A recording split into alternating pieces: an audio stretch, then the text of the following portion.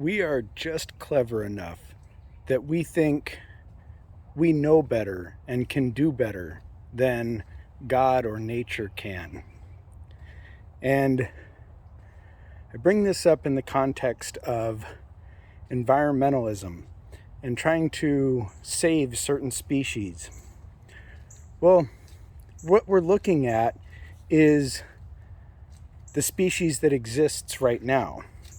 We aren't thinking of the species, the animal, the plant, that will never get a chance to exist because we decided we knew so much better that we saved the thing that it would replace and never even gave it a chance to be.